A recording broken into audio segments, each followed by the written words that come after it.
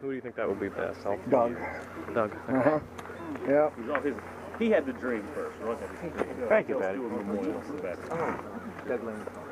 No, not at all.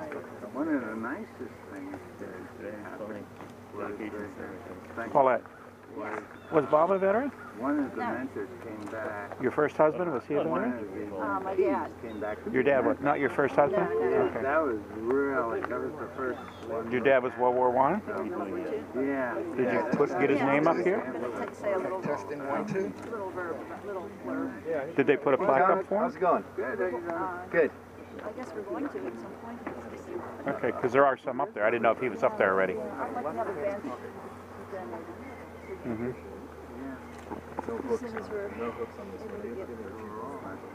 Hey, Doc. Hey, Tom, how you doing? Say, we're full when you're ready. Yeah, I already Thank you. Thank you very much. Is this on? Yeah. So I've got to watch what I say the whole time. As soon as I walk away, you gotta be careful. Hey Tom, I'll have you sit up here with your father, and then Doug, sit up there. Yeah, you like eye point. All right. Father. What about the other speakers? Do you want them mic? I mean, I can hand them the mic. Where will they be standing? They'll be standing right behind the table. Okay. Yeah, I'll set up another little mic right here. Okay. Yeah, I'll set up another mic right here, and I'll just switch between the two back here. You know what? If you have a mic up there, we could do it all from that one. Well, the only... Yeah. You just tell me what you want. If you'll be speaking, We'll do whatever. If you'll be speaking the most, I'll leave that one on you. Okay. So that I make sure I know I have something, then I'll put up another one, and I'll catch everything else. But that way I know I'll Oh, have yeah. something clean. Thank you for the reminder. Okay. Fair enough. Appreciate it. I think after he retired, he started collecting in the 80s. I have one of the very mint. Can everybody hear me? Yes? I thought so. I'm going to skip the microphone. I'm gonna skip this if that's okay. Sure. That's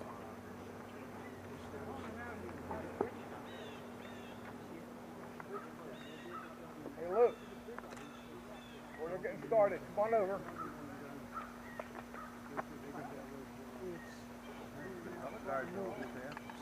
Guard here. Yep. Okay, the order. Which is just call you up. Saturday night. Not here yet.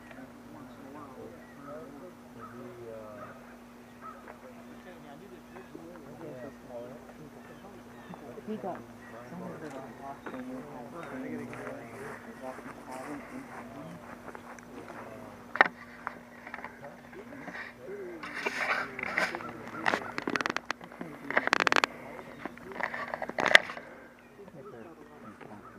I'm sure they will. You know, sometimes, I think what happens too, and I've watched this with Doug, Doug will have to be somewhere and people go, and then 10 minutes later, they're Afterwards, show me around. I'm going to do it. and you don't have to go through. I know you guys have But you can't, it's hard to break away. Yeah. Would be really cool if you call it lessons. Yeah, that works. You work today? No. So will they go, I mean, they're all right here now. Right. So people are able to just basically combine and put people's names on it? Is that how Do you want a copy of the form? Yeah, sure. I can tell people to go to whatever website it is. And is it just this part here, or does it extend back? Looks like it's much fun to do. Little motorcycles just going around. Now, will they walk in from over there? Okay, I'll start. Some deep. Here's the information on this house, on our website, and the veterans online. Come sit with me.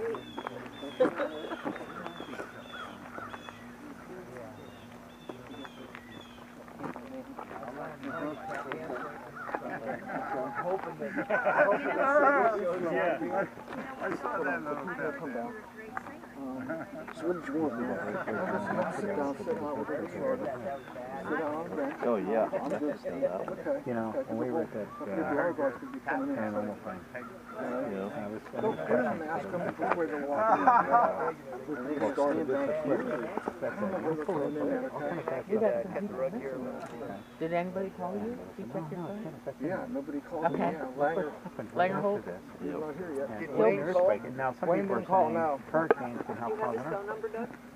Yeah, you know the strange thing? It could. The other hurricane coming behind this one, Yeah. they said in the United States, they're going to make a cross over what they call Little Egypt in the middle of the United States. That's the exact same place where the next hurricane will come from the rest of the east. Right at that cross, and it's right near that fault line. Imagine that. We've got two Now, if that goes Johnstown on, tomahawks. there could be millions of people dying in that fault line, Taking pictures the New of the Madrid fault. Oh, It could.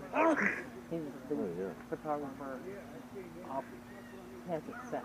Says it'll, yeah, he does that. but we got these tomahawks with us. They are the nicest. Anything if people can Oh, good. prepare like our grandparents and great-grandparents did. They They can put are things, so, I think they had the one boy's from Switzerland, and the other kids from Virginia. they dried their They must meat. ask My me grandpa 5 used times to a make day. sausages in the basement. They had a coal well where they kept things cold. That's nice. There's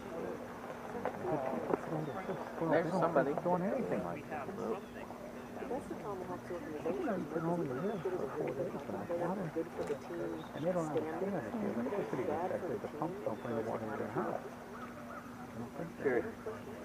No, they would. That's why in my office in the bathroom I save jugs for people. I've got over 100 water jugs in there. I tell everybody, take some.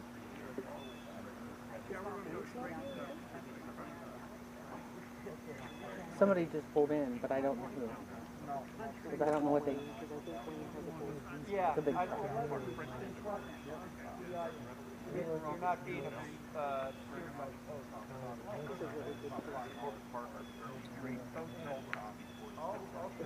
Wasn't I'm told, has applied for a marijuana growing license. And he can probably use that with some of his contacts that he in his rental properties in Moxon. I don't understand how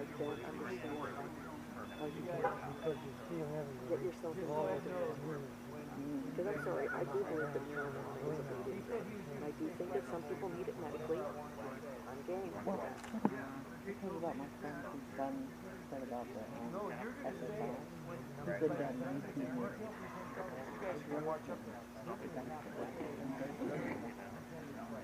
For his towards the end. Nobody here would, nobody in the area would do it. And his doctor got him in touch and he said that yesterday I have to see him. And we took a cooler and lunch. Came up, the doctor saw him, gave him a prescription, I brought it back and he went twice.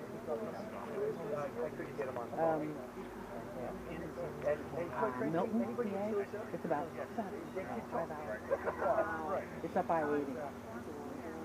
But, hey, they were willing to do what he...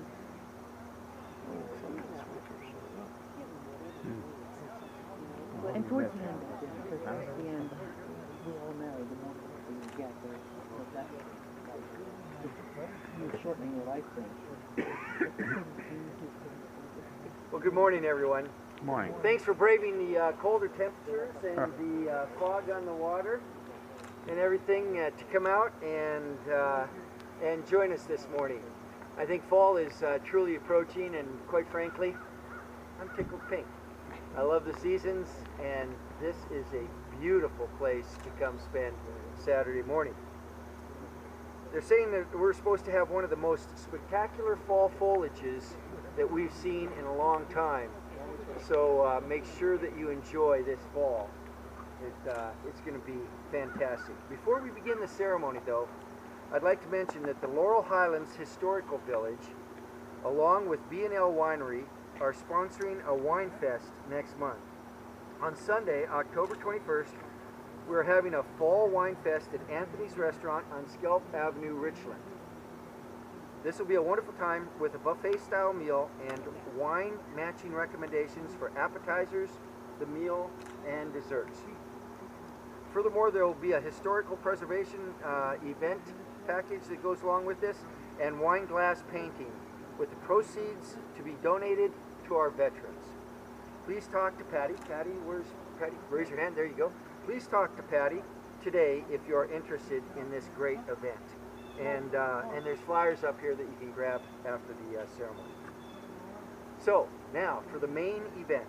It's my honor to introduce the president of Laurel Highlands Historical Village, Mr. Douglas Yonker. Doug was just recognized by Lift Johnstown with the 16th Volunteer Spotlight Award, an award presented for community involvement that impacts those around us.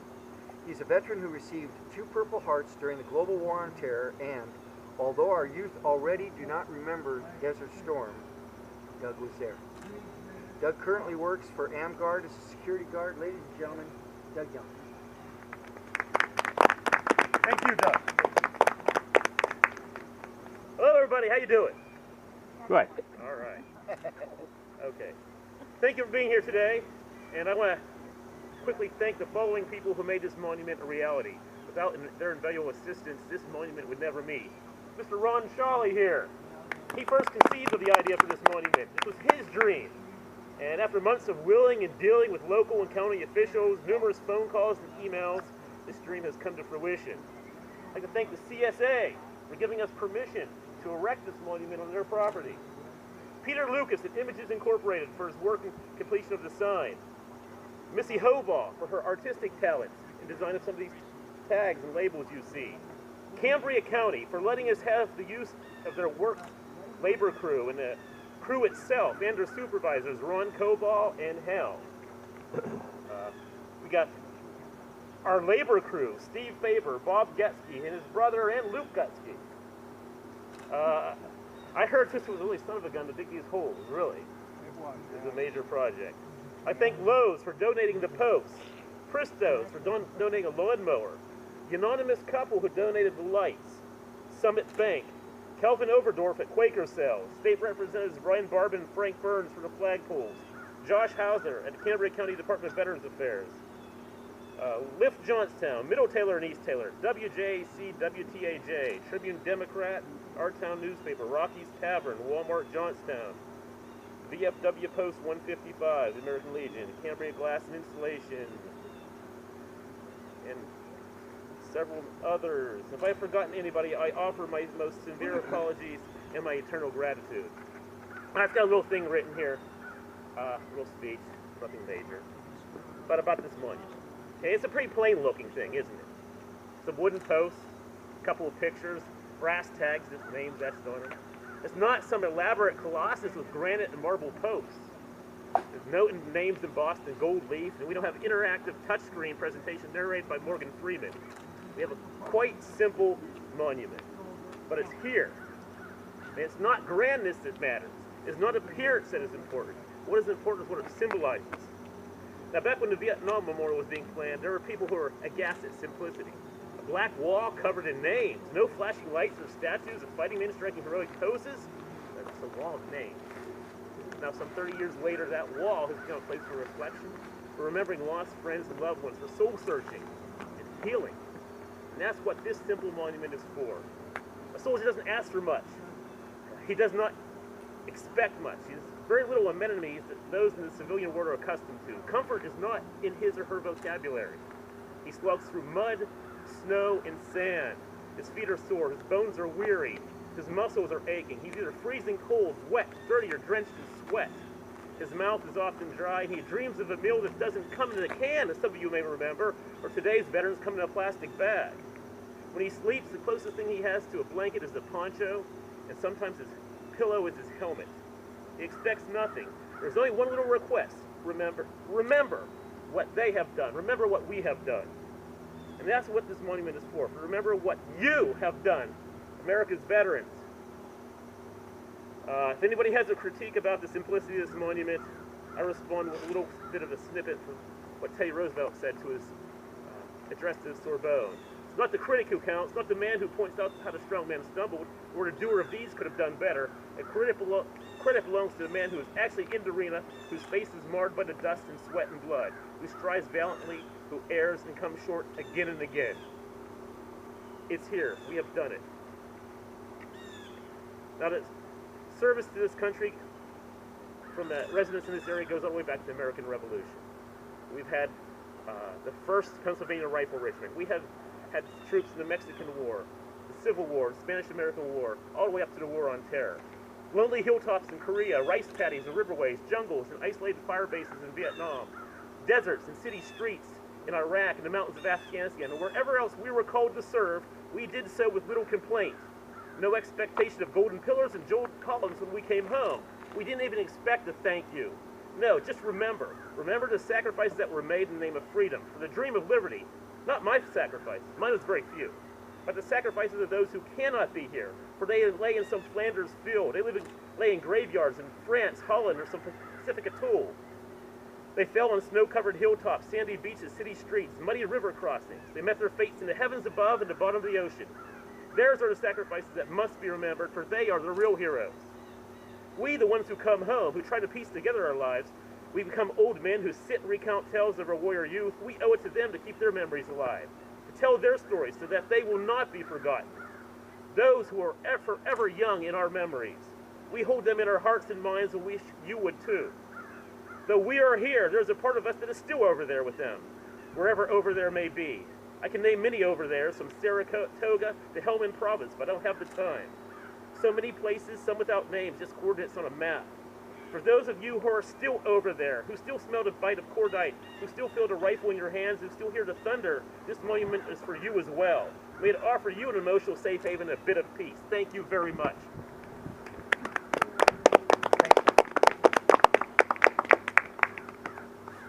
Our second welcome will now be offered by Ron Shawley.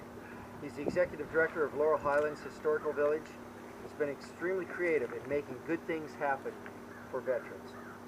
A veteran himself with the Navy Reserves and National Guard, Ron has 28 years of service in the field of communications and broadcasting. Ron?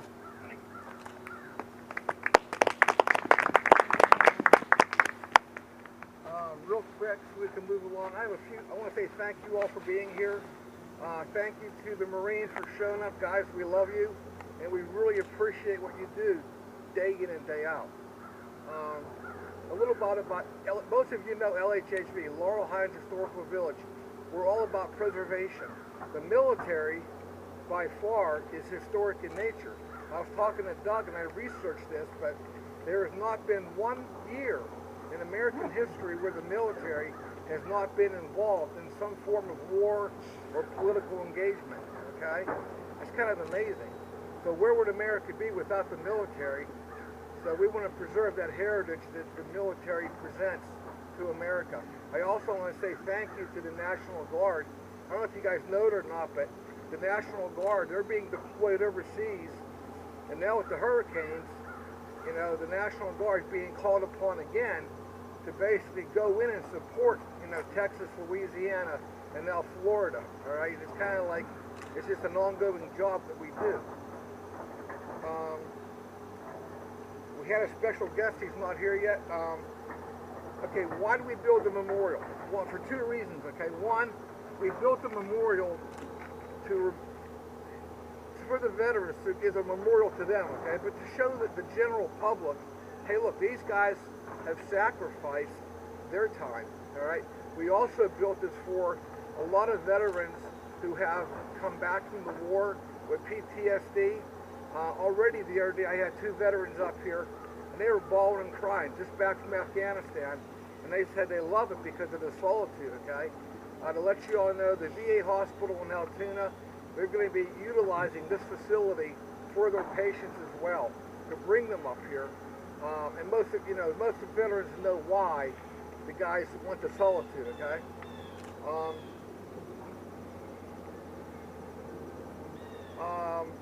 Ongoing funding for the memorial, this is just a start. Please put the word out that we are looking for donations. We want to get solar lighting. We're going to get more posts put up.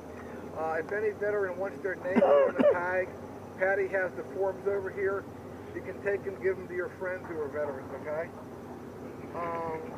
The lattice work we have over here, again, like 9/11, if anybody has any memorials, you know, war, they want to hang them up, tell your friends, they can come up for hanging up on the lattice as a reminder, you know, for their loved ones.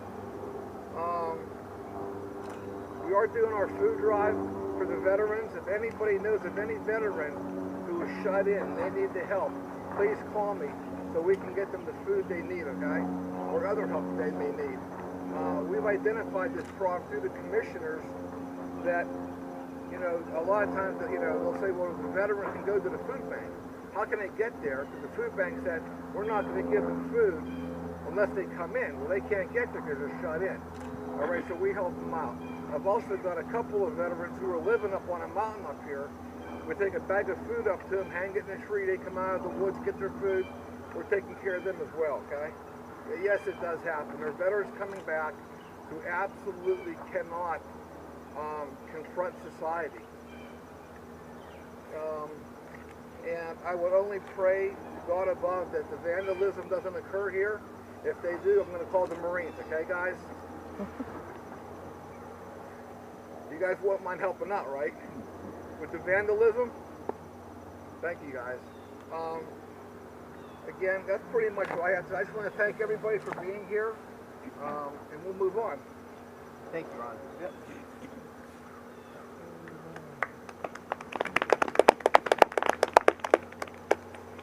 It's now my pleasure to call on the Conemaugh Valley Detachment 287 Marine Corps League to present the colors for our national anthem. Ron. Detail. Present the colors.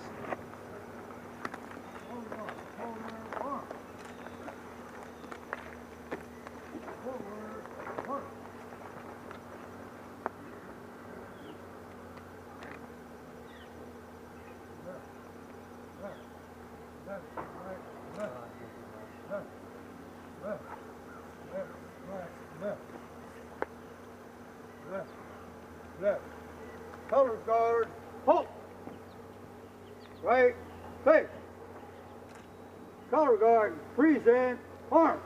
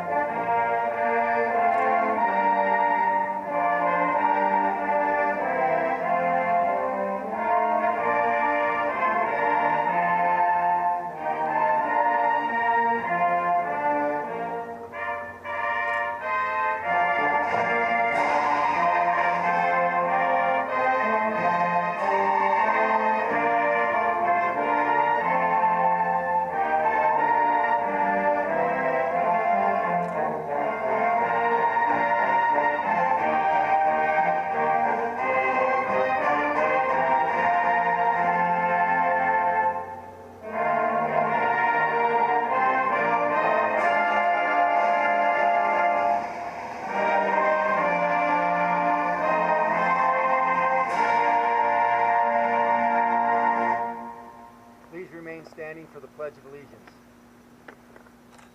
I pledge allegiance to the flag of the United States of America and to the republic for which stands one nation, under God, indivisible, with liberty and justice for all.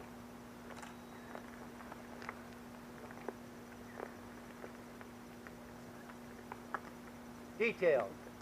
Dismissed. Color guard, retrieve colors. Right, face. Forward, march. Left, right, left. Left, right, left. Left, right, left.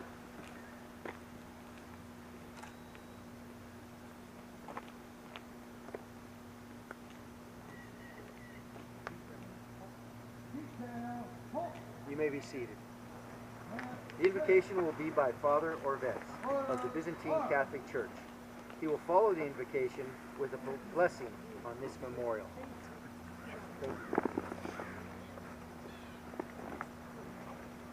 Let us pray. Gratitude is a very special gift. And today we pause filled with a special gift of gratitude to dedicate a monument to the most generous men and women of our great nation, the veterans, the brave, dedicated men and women who have served our country from the days of the Revolutionary War to the present moments, when they may be assigned domestically and in lands throughout the world. We know that no monument in itself can completely express our thanks, our appreciation, our gratitude. However, this monument and its presence will serve as an awesome reminder, not only in Cambria County, but throughout Pennsylvania, of our nation that has been made great because of our trust in God. Our currency and our coins remind us daily that we trust in God. In our Pledge of Allegiance that we just made to the flag, we state that we are one nation under God. And this morning, we ask our God, the Creator of all good things, to hear our prayers and to be able to hear the prayers of all veterans, that peace may prevail throughout the earth, that the precepts of kindness and mercy become the daily practices in our lives, and that we continue to be filled with gratitude, beginning with the gift of our own lives, and continuing with the endless blessings that are ahead of us. We particularly ask God this morning to be able to assist our fellow Americans affected by the hurricanes in Texas and in Florida, to be able to minimize the pain, to be able to grant help as it's needed, and to be able to provide solace to our fellow citizens and Americans who are affected by the storm. Most importantly this morning, we ask God to bless our veterans, past, present, and future. Amen. Amen. You know, the concept of water is very much associated with just about every particular religious faith. For Christians, the initiation into a Christian church is through baptism with water. You look directly in front of you, the water is very beautiful. Water can be very peaceful. Water can be very tranquil. And throughout history, water has been used to be able to bless so many things, from our lives to the food to monuments as great as these. And so I have the sprinkler filled with holy water, and I'm going to start the left end and work my way up and sprinkle each of the posts with holy water, and this will be the formal dedication of this beautiful park.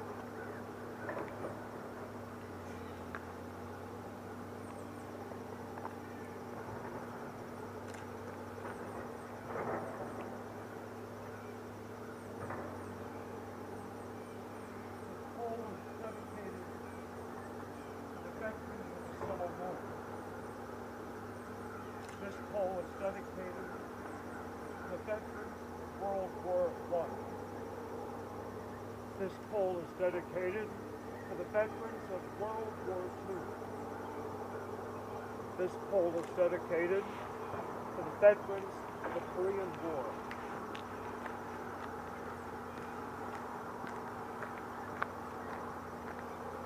This pole is dedicated to the to the veterans of the Vietnam War.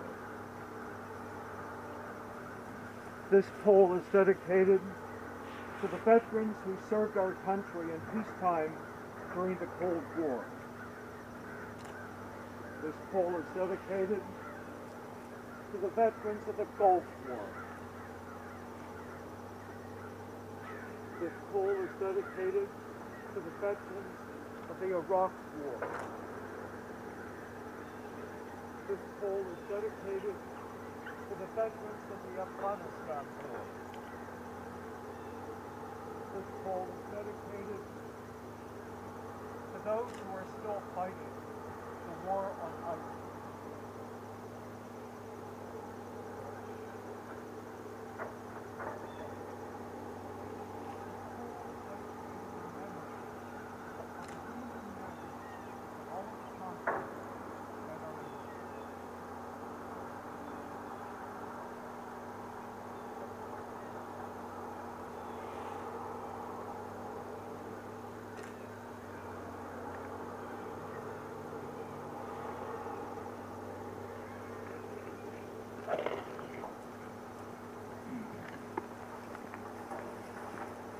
We ask our God to be able to accept our thanks as we dedicate the Laurel Highlands Veterans Memorial Park. We give thanks to the sponsors, we give thanks to the hard workers who made this tremendous monument possible. And again, we show our dedication to the sprinkling of holy water in the name of the Father, and of the Son, and of the Holy Spirit. Amen.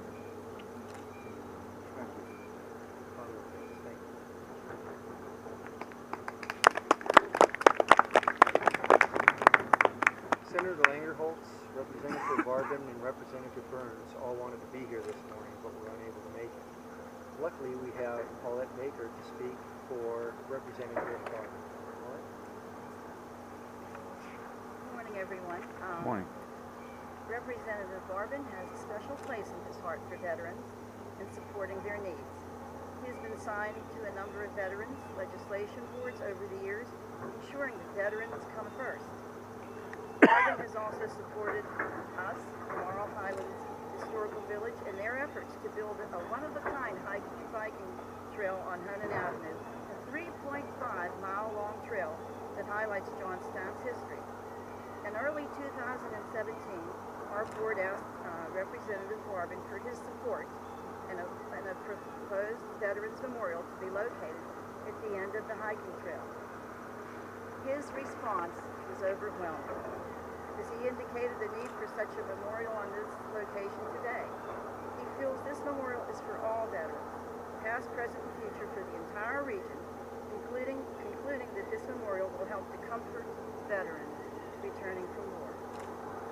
And his legislative priorities include providing incentives to ensure the success of Pennsylvania volunteer firefighters, senior citizen veterans, and making college education more affordable for those families. And we really want to thank Representative Barden. As we said, his response was overwhelming. And for me personally, there's another person I'd like to thank, and that was my dad, Alex Bella, the World War II veteran. And just a real quick story. You know, this is so beautiful because we grew up on a farm just in back of those trees there. Can't tell you how many times my dad hauled cattle over that bridge to our farm. And I feel like he's here with us today. And I'd just like to tell a quick story that my dad once told around the campfire when he had a beer in him.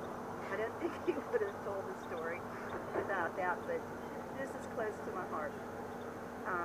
He lied about his age to get into the war back in World War II, to enlist in the Army. He was just a kid when he jumped with the parachute into the Blitzkrieg in the middle of London when Hitler was bombed. And he found himself, when he got down to the ground, you know, he says, I can't even tell you what happened in that parachute on the way down to the ground. He was so scared. But when he got there, he found himself with a bunch of other GIs hunkered down in a basement. And while he was in his basement in London with the bombs going all around, Hitler's voice came over the loudspeaker. Yankees, go home. You got no hope here. You got no hope here. We just went through Europe. We just nailed France. And now we're destroying England. Go home while you can, Yankees. And my dad said that all the other GIs and himself just got lower and lower and lower as that strong voice came over that loudspeaker. And there was a chaplain in there with him. And he was a very godly man. Never swore, never, you know the type. Just a very, very beautiful, godly man. And he was trying to encourage them, and it was just tough because Hitler kept it up. Go home, Yankee, go home. You have no chance here. Then over the loudspeaker, Hitler said, we hit France so hard, you're next. Even God can't stop me now. And that's when the chaplain stood up and he says, you know, boys, I always thought he was full of, I'll use the word baloney. Now I know it. Get out there and beat him. And my dad says, when he said that, every one of those men and himself went out there and they did their job. They beat him. And they came back to that basement alive at the end of that day. So, Dad, this memorial is for you and all those other men that were in that basement that day. Thanks.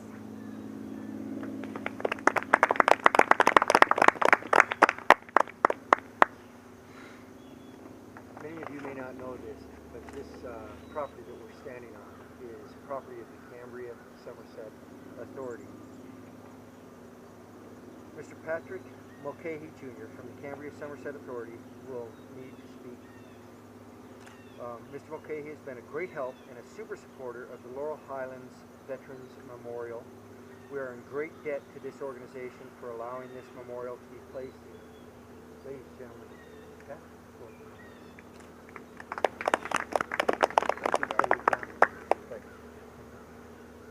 Thanks, everybody. It's a pleasure to be here today. Obviously, the Cambria Somerset Authority is honored and happy to donate this property, for this beautiful memorial. This memorial is obviously for the veterans, past, present, and obviously future. God bless all the men and women that are currently serving our country and protecting us right now. And thank you very much for everybody that came out today. I'm going to keep my comments short. We'll proceed with the ceremony today. But thank you very much for everybody that came out today. Everybody have a safe trip home. Thanks.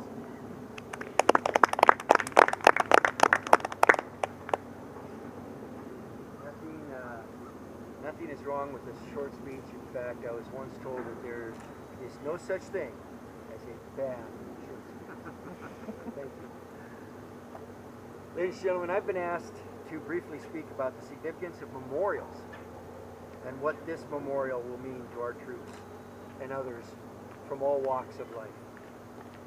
I'd like to begin by commending Doug Yonker's vision and Ron Shawley's execution to fill a need within the veteran community by providing a place we can visit and quietly acclimate into the community we swore to defend with our lives.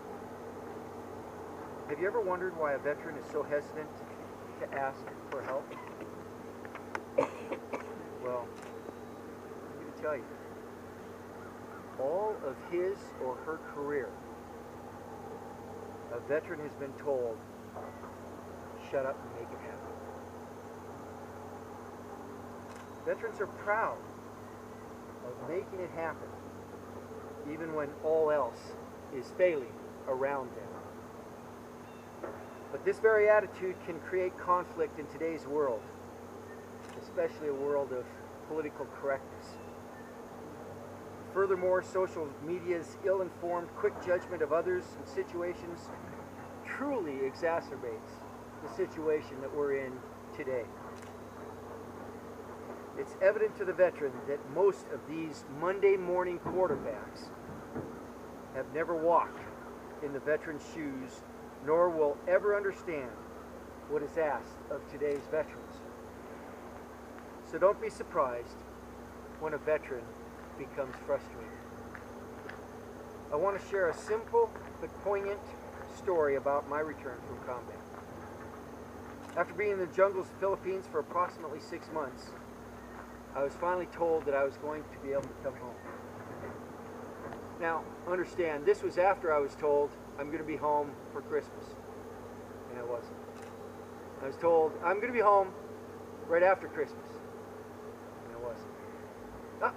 I'm going to be home by Valentine's Day, and I wasn't. I'm going to be home by St. Patrick's Day, and I wasn't. For those of you in the military, you get it. You understand. It is what it is. Well, the big day finally came. As I got off the airplane and I was walking down the corridor, I couldn't wait to see my family, my wife and children. And who do I see? My boss. Okay, that's okay. General Trebone came up to me and he goes, "Great job, thanks." And you know what? I didn't want to talk to him. I wanted to see my family. And so it's like, "Yeah, thanks, boss." And I'm sort of scooting around him, and he's sort of standing there. And I see Terry and kids, right? And as I'm walking up to Terry, she steps back a little and she goes, "I don't know you." I changed. I didn't think I'd changed. But combat changes a person. Man, woman, doesn't matter. It changes a person. Right then and there, I realized, this isn't going to be as simple, or as quick, or as easy, or as nice, or as pretty as I thought it was going to be. And I was only gone 6 months. There's so many more folks that are gone so much longer. So how can a memorial help this situation? First, let's look at the concept of what a memorial is. Why, all of a sudden, do hundreds of people want to tear down memorials? If a memorial reminds us of good in our world, don't we want to celebrate that? And if a memorial reminds us of the bad in the world, don't we want to remember that so it doesn't happen again?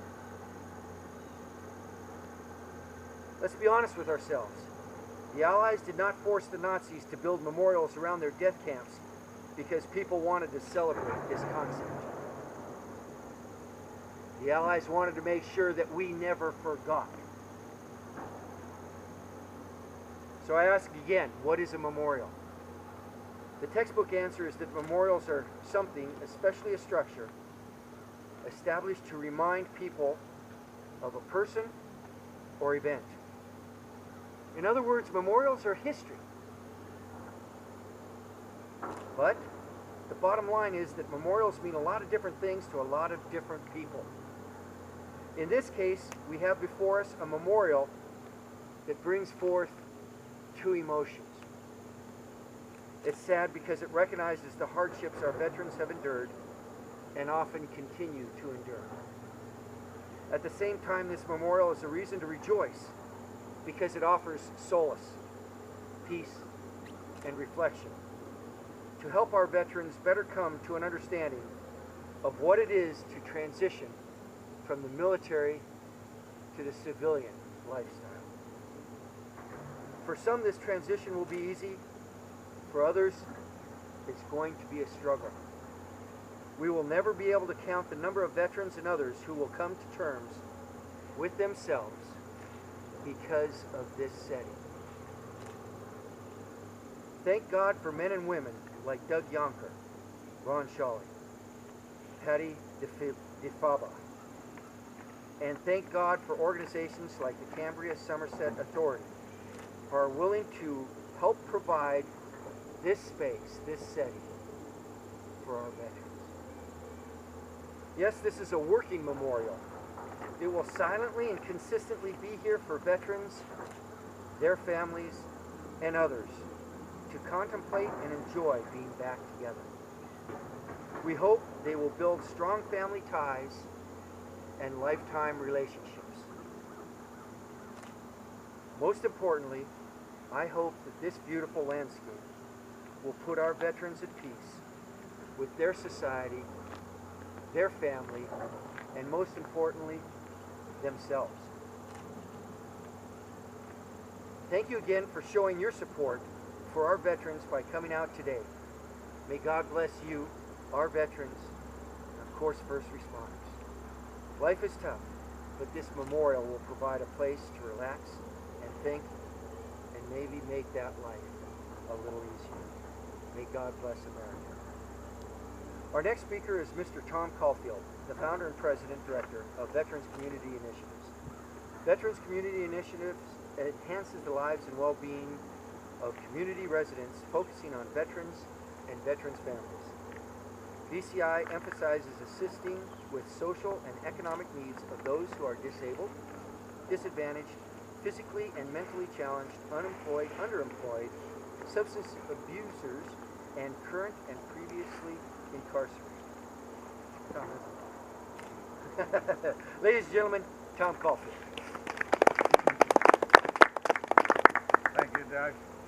And I certainly want to thank Ron and Doug for all they've done and everyone else that has been involved in it. They've done a tremendous job. It's absolutely beautiful, and I think it's going to be well visited as soon as we get the word out. Good morning. I'm most honored to speak here, and privileged today to say a few words at this wonderfully dedicated memorial that recognizes all who have served and sacrificed since the beginning of our nation.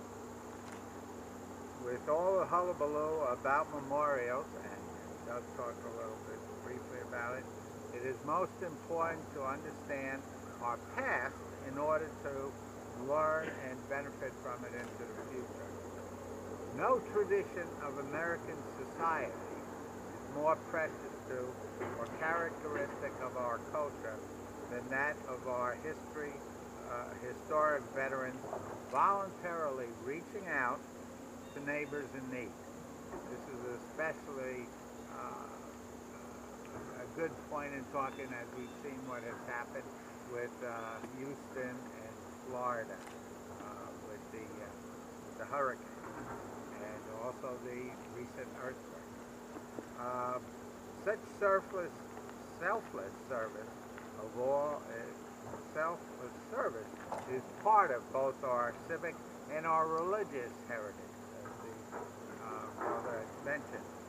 The Chapel of Four Chaplains is one of those stories we must learn from, what has been documented and often memorialized.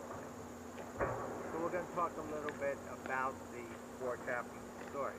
It's most interesting because I spoke at a nursing home on Memorial Day, and there were 35 veterans in there. Most of them World War II, Korean veterans, and a few Vietnam veterans. And I asked each one of them whether they had ever heard of the Four Chaplains story that took place in World War II. And only 2 of the 35 had heard about this historic and wonderful story. Okay. So I asked Ron if he thought it might be appropriate to bring this out, because this is the bottom line, the stories of the memorial. So the Chaplain of Chapel of Four Chaplains story is that of one of 4 Army chaplains who, after giving their life jackets to soldiers with the USAT Dorchester after it was torpedoed on February 3, 1943. Okay. Now visualize, you can close your eyes and just visualize it. This historic event began at Torpedo Junction, the U-boat infested icy water of the North Atlantic during World War II. On January 23, 1943, the USAT Dorchester, an old coastal steamer, was quickly pressed into military service and left New York Harbor bound for Greenland. The Dorchester was escorted by 3 Coast Guard cutters. 2 patrolled the flank. The third, the Tampa, was 3,000 yards out front. Most of the men were seasick and green with nausea. The weather was bitterly cold with gale-force winds. Ice began building up on the deck, slowing the Dorchester to 10 knots. Moving among them were 4 Army chaplains: George L. Fox, Alexander D. Good, Clark B. Poling, and John P. Washington. The chaplains talked with and listened to the men, soothing apprehension, often offering encouragement, and sharing jokes. By their concern and their camaraderie with the men and one another, they brought solace.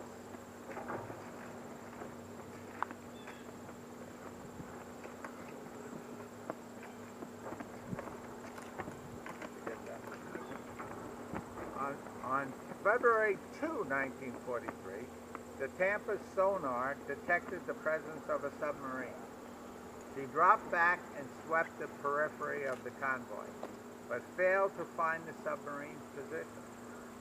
That evening, the Tampa returned to the patrol area up front, and the other ships followed.